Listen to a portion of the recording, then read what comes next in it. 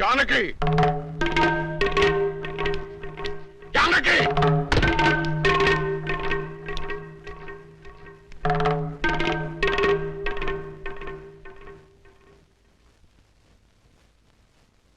ఇప్పుడు నీ కళ్ళు చల్లబడ్డాయా?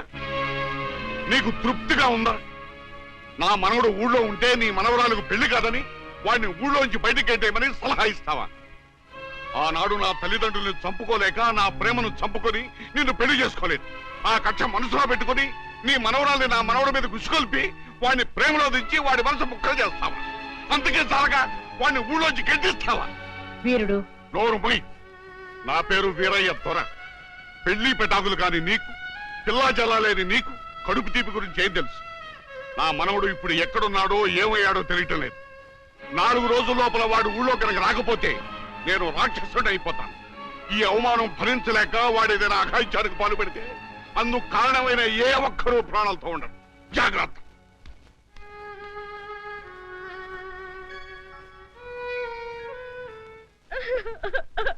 అక్క ఏంటే ఏమైందే?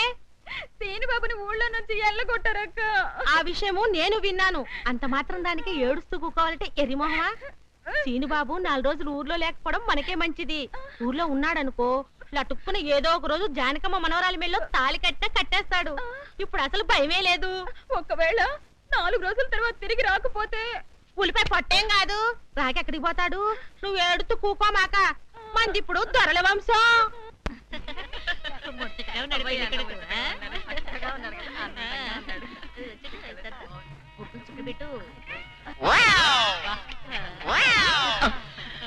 ఇదేమిటి? ముక్క మీద నల్ల చుక్క కదా పెట్టాలి, తెల్ల చుక్క పెట్టారేమిటి? నల్ల బొట్టు పెడితే నీ రంగులో రంగు కలిసిపోద్ది. నువ్వు పొగ్గుకుంటావు కదా, అందుకే నేనే తెల్ల చుక్క పెట్టమన్నా. డాడీ అందరికి కాఫీ టిఫిన్ అవి అందే లేదు చూడు. అదేమిట్రా కళ్యాణ మండపం ఇంకా రెడీ కాలేదు? ఇటీ తీసుకోండి.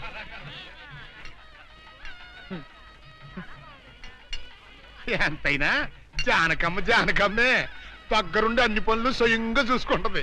మరి నన్ను ఏం చేయమంటారు చెప్పండి? నాదేమో ఆర్థికులని కొంపైపోయింది. మన ఇంట్లో పనులు మనం చేసుకుంటే తప్పే ఉందండి. ఏంటో ఆ సీనుబాబు గుళ్ళో గొడవ చేయకుండా ఉంటే ఈ ముహూర్తానికి మా పిల్ల పెళ్లి కూడా అయిండేది. ఈ ముహూర్తానికి ఎందుకులేండి, మాది అసలే దొరల వంశం. పొట్లకేం కాదు. అమ్మా సుందరి, అమ్మా సుందరి. ఏంటమ్మా ఏమైంది?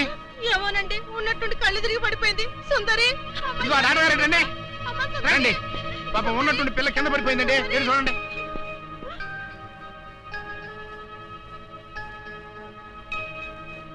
మీరేం కంగారు పడాల్సిన అవసరం లేదమ్మా. అమ్మాయి నెల తప్పింది. నెల తప్పడం ఏమిటండి? మీరేదో పొరపాటు పడి ఉంటారు. సరిగా చూడండి.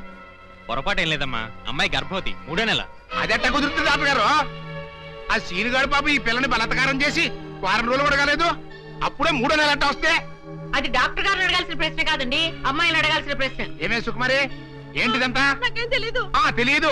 మీరెవరు నాకు కందులు పెట్టినట్టే నేను మీకు రహస్యం చెప్తా. సుందరి కడుపులో ఉన్న బిడ్డకు తండ్రి నేనే. ఏంటా నువ్వు చెప్పేది? ఆపండి, ఇదంతా అబద్ధం. వీళ్ళు చెప్పేదంతా పచ్చి అబద్ధం. నాకెవరితోనూ సంబంధం లేదు. నేను కన్న పిల్లనే. ఊరుకోవే. ఆ వేరేతో మనోడు నిన్ను బలాత్కారం చేసిన తర్వాత కూడా నువ్వు కన్నెపిల్లవు ఎలా అవుతావు? వీళ్ళంతా చెబుతున్నది నిజమే అయితే నువ్వు ఆడపిల్లవే గాని కన్నె పిల్లవెలా అవుతావు? కాదు, నేను కన్న పిల్లనే. నన్ను సీనుబాబు పాడు చేయలేదు. ఏంటి? సీనుబాబు నిన్ను పాడు చేయలేదా? మరి అతనే నిన్ను బలాత్కారం చేశారని అయ్యాల పంచాయతీలో ఎందుకు అబద్ధం చెప్పావు?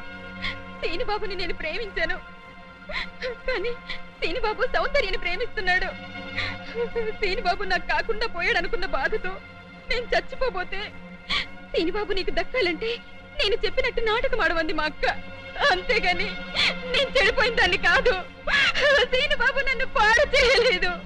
అసలు నేనే తప్పు చేయలేదు. అబద్ధం. దాని మాట లేదు, నమ్మకండి. కళ్ళు తిరిగి పడిపోవడంతో ఏదేదో మాట్లాడుతుంది. కప్పనోరు దాని అమాయకురాలు చేసి నువ్వు ఇంత నాటకం ఆడతావా? ఆ వీర ద్వారా మనవుడు తప్పు చేశాడంటే నేను నమ్ముతాననుకున్నావుటే? నువ్వు ఆడిన నాటకం నలుగురికి తెలియడం కోసమే నేను ఇలా నమ్మినట్టు నటించాను. ఏమిటే కూసావు? నీది దొరల వంశమా? ఏది మళ్ళీ ఇంకోసారి కూతకోయి నీ పళ్ళు రాలకొడతాను. జాగ్రత్త. వాసిని అమ్మ కడుపు మారా. నువ్వు చెప్పిన మాటలన్నీ నిజమని నమ్మి బంగారు లాంటి కుర్రోణ్ణి అనరాని మాటలన్నీ అన్నాను కదంటే, మచ్చలేని నా పంచాయతీ ప్రెసిడెంట్ పోస్ట్ లో తప్పుడు తీర్మానం చేశాను కదంటే.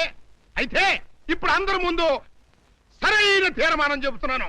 ఏరయ్య ద్వారా మనవడు నిర్దోషి అని తేలిపోయింది కాబట్టి ఈ సప్పిడి సుకుమారి చెల్లెల్ని ఆ బాబు పెళ్లి చేసుకోవాల్సిన అవసరం లేదు. అంతేకాదు ఈ సప్పిడి సుకుమారి తను చేసిన తప్పుకి ఈ గ్రామ పంచాయతీకి 10,000 రూపాయల జరిమానా కట్టాల్సిందే.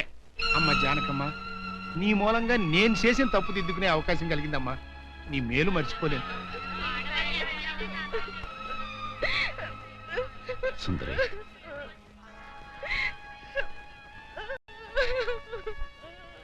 నిజమేంటో అందరికీ తెలిసిపోయింది. ఇంకా ఎందుకు బాధపడతావు? ఊరుకో. సౌందర్య, నానత్త, నేను విన్నదంతా నిజమేనా? అవునమ్మా, అది చెబుదామని వచ్చాను. నానత్త, పిచ్చి తల్లి, సీను నా కళ్ళ ముందు పుట్టి పెరిగిన బిడ్డమ్మా. అతను ఎలాంటివాడో నాకు బాగా తెలుసు. అందుకే నువ్వు సీనుని ప్రేమిస్తున్నావంటే నేనెంతో సంతోషించాను, ప్రోత్సహించాను కూడా. సీను నిర్దోషిని రుజువయ్యే వరకు అతని ఊళ్ళో ఉండకూడదు. ఉంటే సుందరికి సీనుకి పెళ్లి జరిగిపోతుంది. అలా జరగకుండా ఉండాలని సీను నీ ఊరి నుంచి బహిష్కరించేలా చేశాను. పాపిష్టిదాన్ని, నా సీనుని ఎంతో బాధ పెట్టాను. ఇప్పుడు ఎక్కడున్నాడో, ఏమైపోయాడో ఎలాగైనా వెతికి పట్టుకుంటాను. ఎక్కడని వెతుకుతావు? అవును, ఎక్కడని వెతుకుతాను? పిచ్చి పిల్ల, నువ్వెక్కడా వెతకనవసరం లేదు. నేనే సీనుని రప్పించాను. నిజంగానే నానత్త? మోహన్ చూడరా. సీను, సీను,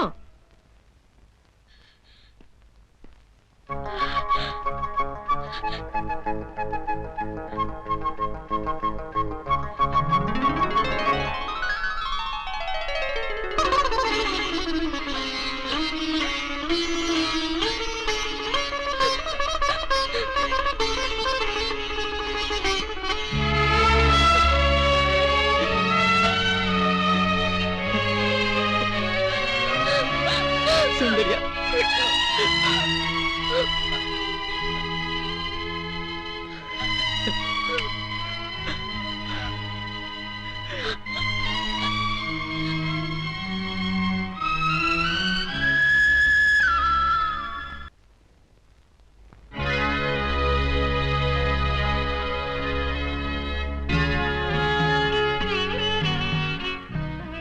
జానకి, చచ్చా, ఏమిటో ఇది?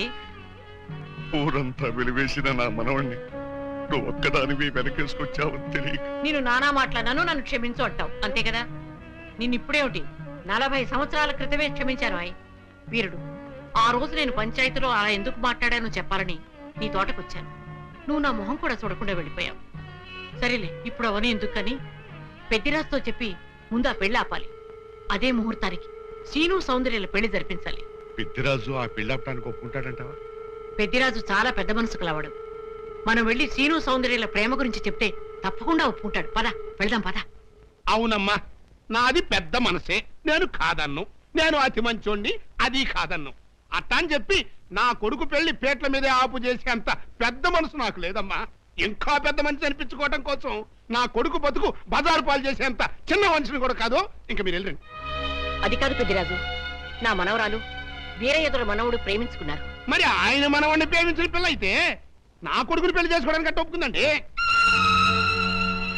అందరితో పాటు నా మనవరాలు కూడా సీనును అపార్థం చేసుకుంది. తన ప్రేమ విఫలమైందన్న ఉక్రోషంతోనే మీ అబ్బాయితో పెళ్లి కొప్పుకుంది. సీను నిరపరాధిని నిరూపించడం కోసమే నేను కూడా ఇంతవరకు ఆగవలసి వచ్చింది. అంటే మీ పిల్లల ప్రేమ కోసం నా బతుకుని భాగంగా పెడతారన్నమాట. ఏమా, పిల్లని అడిగాం, మీరు సరేనన్నారు, శుభలాకి అత్యయించాం. ఇప్పుడు వాళ్ళందరూ పెళ్లికి వచ్చారు. ఇప్పుడు పెళ్లి ఆపు చేయమంటే నా పరువు ఏమవుద్దో ఒక్కసారి ఆలోచించవా? నిజమే పెద్దరాజు, ఆ మాట నిజమే. కానీ ఈ పెళ్లి జరగకపోతే ఆ పసిపిల్లలిద్దరూ బతకరు. ఈ పెళ్లి జరగకపోతే నా కొడుకు బతకడండి. అవును, నేను దక్కను కాక దక్కను, ముందు నేనే చచ్చిపోతా. ఎన్నారుగా, మీ మనవడ కోసం నా కొడుకుని చంపుకోమంటారా? పెద్దరాజు గారు, నా కూతురు పెళ్లి విషయంలో వాళ్ళకి ఎలాంటి సంబంధం లేదు. మా అమ్మాయికి మీ అబ్బాయికి పెళ్లి జరిగి తిరుగుతుంది. తాతబ్బాయి, అత్తయ్య, దయచేసి నా కూతురు జీవితాన్ని నీ జీవితంలో చెయ్యి. పెద్దరాజు గారు, వీళ్ళు ఎంతకైనా తెగించిన కన్ను. అందుకే పెళ్లి తర్వాత చేసే అప్పగింతల కార్యక్రమం ఇప్పుడే చేస్తున్నాను. నా కూతుని మీకు అప్పచెప్తున్నాను. నేను ఈ పెళ్లి చేసుకోను. ఆ మొక్క చెప్పాల్సింది ఇప్పుడు కాదు కోళ్ళ. అవయా అమ్మాయి లోపల తీసుకెళ్లి అలంకారం చేయించు. ఎల్లో పద. చూశారుగా, పెళ్లి కూతురు తండ్రి కూడా పెళ్లికి ఒప్పుకున్నాడు. మంచి మనసుంటే ఉండి 2 అక్షంతలు వేసేయాలండి, లేకపోతే దయచేయండి. చేద్దామంట సౌందర్యని పెద్దిరాజు నుంచి బయటికి తీసుకొస్తాం. ఎవరు వస్తారో చూస్తాం. అంటే కిడ్నాప్. నువ్వెక్కడ దొరికావయ్యా? సీక్రెట్ గా ప్లాన్ చేస్తుంటే ఊరంతా వినిపించేట్టు అరుస్తా. దానికి నువ్వు ఎందుకు మావా? మేమున్నాం. పదండ్రా.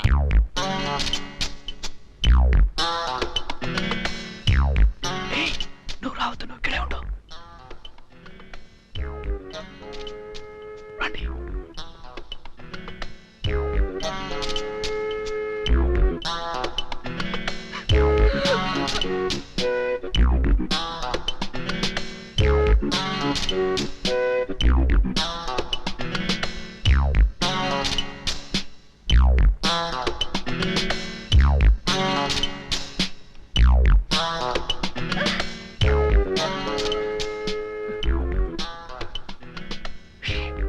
సౌందర్య,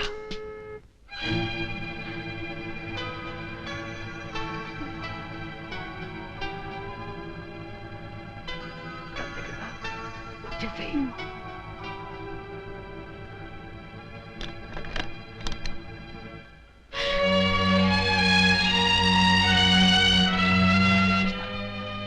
నువ్వు ఎదురుగా వేసుకుని నువ్వు వెళ్ళిపో.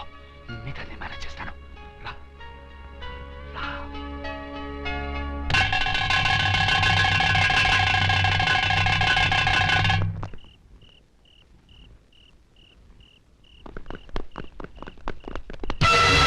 వదిలిపెట్టదు.